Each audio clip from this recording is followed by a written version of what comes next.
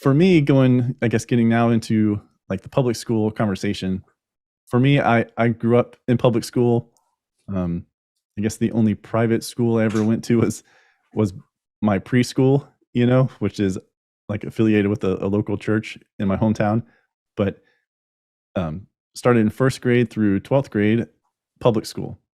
My schools actually were all within like 5 minutes of my house, and they were within, I guess they would be considered the better, like the best or better school within the district, like for elementary, middle, and high school. And I was very thankful for that, based on zoning and everything else. But I finished high school in 2004. Okay. So, like I said at the top, there's a difference, a whole generation between you and I. So Right. I finished 18 years ago, so as hard as that is for me to say. But for me at that time, it seemed fine. Like we were able, and I was in Florida. Maybe that had something to do with it. I don't know. I think there's a lot of moving parts, a lot of components. But as a student at that time, I don't think any of this was an issue. It seemed like school was kind of like a safe space, free from influences of politics and society that was, swirling around it. It just like sports used to be that way in other, types of industries or, parts of American culture. But what do you remember growing up in school? Do you remember seeing any of this? I know you graduated just a couple of years ago from high school, but do you remember experiencing any of this as a student? Well, I graduated in 2020. So I was Mhm. in high school whenever Trump was elected, Oh, which that is true.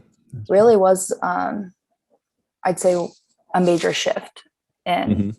schools. Um, that's kind of whenever you started to get teachers sharing their political views, teachers pushing their political views. Hmm.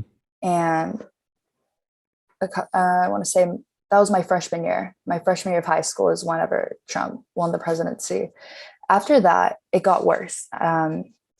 Everything from pushing Marxism and socialism in schools, telling us that's normal, that's not a death sentence, it would work here in the US. And then, you question, well, where has it worked anywhere else in the world? And You had some of your teachers were saying those things to you in class, or to your whole class? yeah, yeah, I had a Really? teacher specifically. He taught my AP composition class, and he was possibly the most left-leaning person I've ever met in my life. And I've had conversations with other teachers that lean more right, and they're like, I blame him for turning so many students into that like woke culture. I Hmm. mean, like one of the first assignments in the class was to, and it's a college course on English, like, but the first assignment was to go home and watch the news and then decide the bias for each news source. Mm. How does that correlate to anything related to To English. English? Yeah, I And remember. Sorry to cut you off. I remember the only time I ever had like a homework assignment to where I had to watch the news was in middle school, um, in a gifted program I was in. I think it was maybe sixth or seventh grade. We had this. I think it was a weekly assignment for whatever how many kids, like 16 kids, 20 kids, or something like that in the class. And we had to go home, watch the news, get like 3 news stories, and then whatever day it was that week, like on a Wednesday or something like that, every kid had to bring in their news stories, and we are like in a circle within the classroom. We had to share the news stories, and that was it. And we had to be able to talk about, I think, each like for a minute on whatever news story we were sharing.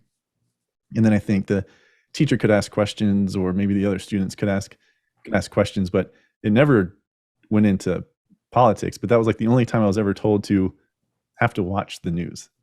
right, So I guess I was oblivious to everything else that was going on, except for whenever that was, sixth or seventh grade.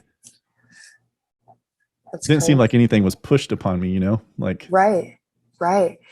Yeah, it was a surprise to me too. Just because I grew up, I knew where I stood politically young. I mean, my family owns a Mhm. small business. My entire family are conservatives, and even though that's what we believe, we didn't push it on other people. It wasn't a topic of discussion at the dinner table. It wasn't a topic of discussion at school anywhere. Right. Um, and then for it to become so normalized to bring it up whenever you can, even in school, which bothered me because they can't talk about Christianity, God forbid, but let's talk about, politics, which just doesn't make any sense to me. Yeah, and I'm glad you mentioned that because I think that we're going to get into that a little bit about a little bit later on in the interview. But why do you think, and this is speculation, but why do you think so many teachers now? Because again, I don't want to say all teachers. My mom was a teacher. You shared with me that your dad was and still is a teacher.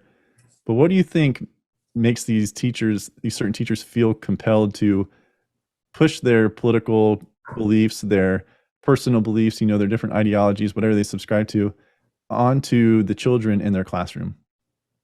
I believe a lot of it's fear-based. Mm-hmm. The fear of the teachers union, which has become so woke in the past 2 or 3 years. Mm-hmm.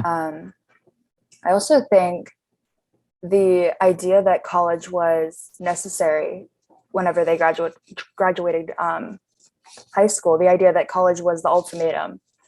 And I think that's when a lot of that generation became more left-leaning, more compromisable to new ideas. And Mm-hmm. I think they're more willing to follow the left because it's fear-based, number one, but it's also what everybody else is doing. It's, college was number one, like everybody's going to college. College is the ultimatum. Well, now this new ideology of, it's not even the left anymore. It's so far left that it's almost backwards. Yeah. And I think starting to follow that, and then, they become teachers and then they join the union.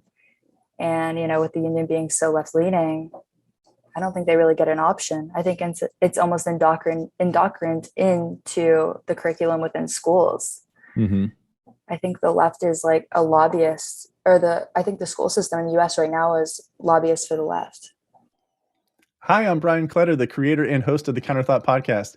Thank you for watching this video. Remember to like it, and then also check out these 2 videos and subscribe to the channel. For more daily content from me, you can find me on Instagram at Counterthought CEO and the official Counterthought Instagram page at counter_thought. Thank you for watching and spread the word.